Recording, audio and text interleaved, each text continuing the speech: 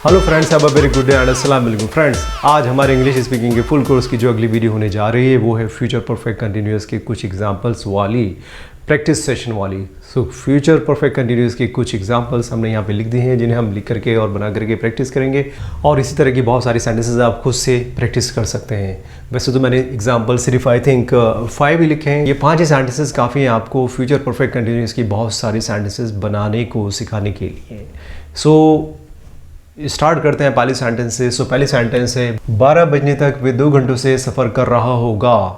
Means जब 12 बजेंगे तो उसका सफ़र 2 घंटे तक हो भी चुकेगा और बाकी जारी भी रहेगा। राइट, यानी 12 बजने के बाद जारी भी रहेगा। ऐसा नहीं कि सफ़र वहीं पे ख़त्म हो गया। It's not like that. Right, तो चलता रहेगा सफ़र।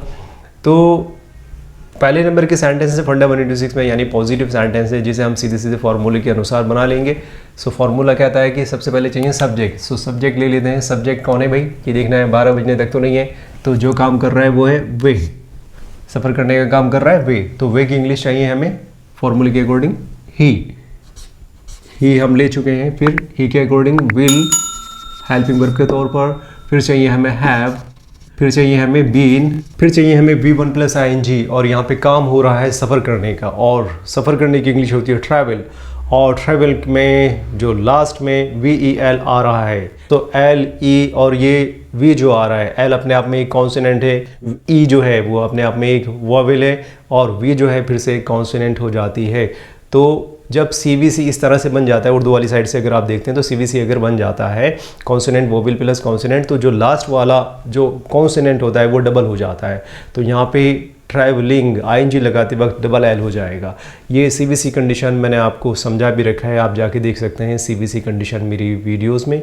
राइट, सो यहाँ पर डबल L लगाते हुए ट्रैवलिंग कर देंगे, ट्रैवलिंग। और ऑब्जेक्ट, तो ऑब्जेक्ट तो इस सेंटेंस में है ही नहीं, तो छुट्टी ऑब्जेक्ट की। फिर बढ़ते हैं आगे की तरफ, सिंस फॉर की तरफ, यानी कब से, 2 घंटों से। तो स्टार्टिंग टाइम पता नहीं है, और जब स्टार्टिंग टाइम पता नहीं होता है तो हम लगाते हैं फॉर, और जब स्टार्टिंग टाइम पता होता है काम का तो हम लगाते हैं सिंस। तो अभी यहाँ पे पता नहीं है, 2 घंटे हो चुके हैं, बस कब स्टार्ट किया था पता नहीं है, इसलिए हम लगाएंगे फॉर। सो फॉर 2 आवर्स, 12 बजने तक। Bye the time it is 12 o'clock। Right, इस तरह से हमारी सेंटेंस पूरी हो गई। अच्छा, ये जो चीज़ हमने लिखी है ये 12 बजने तक, इसकी इंग्लिश प्रेजेंट इंडेफिनिट में ही बनेगी।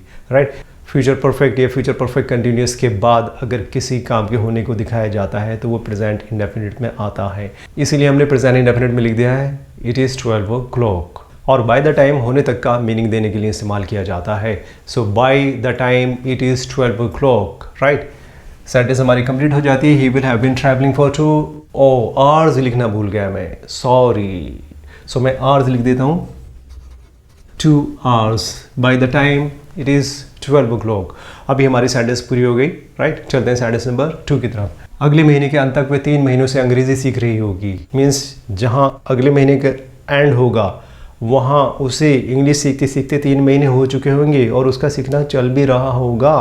राइट, तो अगले महीने के अंत तक, इस तरह से सेंटेंस स्टार्ट ना करें आप। इसमें सब्जेक्ट ढूंढें आप। तो सब्जेक्ट है काम करने वाली कौन है, सीखने का वे की इंग्लिश, चूँकि लड़की है तो शी ले लेंगे। सो शी सब्जेक्ट के तौर पे ले लिया हमने। फिर से चाहिए हमें हेल्पिंग वर्ब शी विल, फिर चाहिए फॉर्मूले को फॉलो करते हुए फिर चाहिए हैव, फिर चाहिए बीन, फिर चाहिए V1 + ing। काम कर रही होगी सीखने का, तो सीख रही का मतलब होता है लर्निंग। क्या इस बार ऑब्जेक्ट है इंग्लिश को हमने कैपिटल E से लिखा है। जब भी किसी सब्जेक्ट का नाम होता है, चाहे इंग्लिश हो, चाहे हिंदी हो, चाहे मैथमेटिक्स हो या साइंस हो, हमेशा कैपिटल लेटर से ही लिखा जाता है, चाहे स्टार्टिंग में आए चाहे बीच में आए। Right, so she will have been learning English. कब से, 3 महीनों से। सो 3 महीनों से, स्टार्टिंग टाइम पता नहीं है, 3 महीने होते हुए दिखाए जा रहे हैं, तो इसलिए 4 लगाएंगे। सो 4 3 months यहाँ पे हो जाएगा, 4 3 months। अगले महीने के अंत तो तक के लिए वही बाई लगाएंगे हम, और अगले महीने के अंत तक तो and of the next month. तो एंड से पहले हमको द भी लगाना होगा। So the end of the next month. So by the end of the next month अगले महीने के अंत तक की इंग्लिश हमने लिख दी है, right. So sentence is complete now. She will have been learning English for 3 months by the end of the next month. अगले महीने के अंत तक वे 3 महीने से इंग्लिश सीख रही होगी। जी हाँ, सेंसिबल सेंटेंस है। Now come to sentence number 3। तुम्हारे आने तक वे 2 घंटों से खाना तैयार कर रही होगी। मीन्स खाना तो पका रही होगी पहले से, लेकिन जैसे ही आप जाएंगे फ्यूचर में उसे वहाँ तक 2 घंटे हो चुके होंगे और उसका खाना बनाने का काम आगे जारी भी रहेगा। तो इस तरह से ये सेंटेंस भी फ्यूचर परफेक्ट कंटिन्यूअस वाली है। सो सब्जेक्ट हुआ वे, यहाँ पे भी लड़की है, सो शी कर देते हैं। शी हेल्पिंग वर्ब के तौर पे विल, फिर हैव चाहिए हमें, फिर चाहिए बीन, फिर चाहिए V1 प्लस ING यानी तैयार करने की English, prepare plus ING। So preparing, she will have been preparing खाना, प्रिपेयरिंग फूड, या मील भी कर सकते हैं हम, भोजन, फूड या मील दोनों में से कोई एक लिख सकते हैं हम। प्रिपेयरिंग फूड या मील 2 घंटों से। सो 2 घंटे वही स्टार्टिंग टाइम पता नहीं, 4 to 2 hours करेंगे, 4 2 hours। कब तक? तुम्हारे आने तक। So by the time you come, by the time you come. Now see you guys. और अब हम चलते हैं सेंटेंस नंबर 4 की तरफ। सेंटेंस नंबर 4 है 2022 तक मैं ये कार 10 सालों से इस्तेमाल कर रहा हूँगा। मतलब इस्तेमाल तो मैं पहले से ही कर रहा हूँ, लेकिन फ्यूचर में जो 2022 होने वाला है उसमें मुझे इस्तेमाल करते करते 10 साल हो चुकेंगे और फिर भी मेरा इस्तेमाल करना जारी रहेगा, राइट। सो सब्जेक्ट देख लेते हैं। सब्जेक्ट हुआ आई, और आई के साथ रूल के हिसाब से तो शैल लगना चाहिए, क्योंकि अब शैल का कॉन्सेप्ट ही ख़त्म हो गया है मॉडर्न इंग्लिश में। सो ज़्यादातर लोग विल का ही इस्तेमाल कर रहे हैं, सो हम भी यहाँ पे विल का इस्तेमाल कर लेंगे, राइट। अगर हाँ आप शैल का इस्तेमाल करते हैं तो मतलब बात पूरी तरह से पक्की नहीं मानी जाएगी। अगर आप विल का इस्तेमाल करते हैं तो बात पक्की मानी जाएगी, राइट। सो आई विल कर लेते हैं हम यहाँ पर, I will, then have, I will have, फिर चाहिए हमें been, I will have been.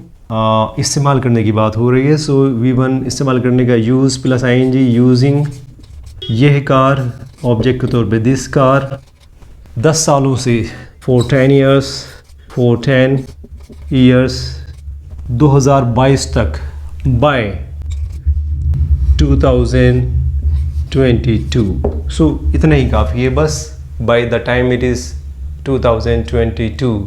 ऐसे भी कह सकते हैं, नहीं तो ऐसे भी कर सकते हैं, राइट। सेंटेंस कंप्लीट हो गई है।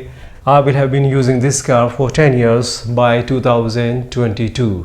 अगली सेंटेंस की तरफ चलते हैं। सो अगली सेंटेंस है वे 2025 तक इस मकान में 5 सालों से नहीं रह रहे होंगे। वे लोग यानी उनको इस मकान में रहते रहते 2025 में 5 साल नहीं गुजरेंगे। सो वे सब्जेक्ट के तौर पे वे की इंग्लिश दे के साथ विल, दे विल। चूंकि नेगेटिव सेंटेंस है, नहीं लगा हुआ है, और नहीं की इंग्लिश लगाते हैं हम नॉट। कहाँ पर? Just after helping verb, helping verb के फ़ौरन बाद में। सो हेल्पिंग वर्ब हम ले चुके हैं, दे विल, अब नॉट और लगा देंगे। सो दे विल नॉट, बाकी की चीज़ें have been as it is लेंगे, हैव प्लस बीन, देन काम हो रहा होगा या नहीं हो रहा होगा रहने का, सो लिविंग और कर देंगे, लिविंग इस मकान में, इन दिस हाउस 5 सालों से, 4 5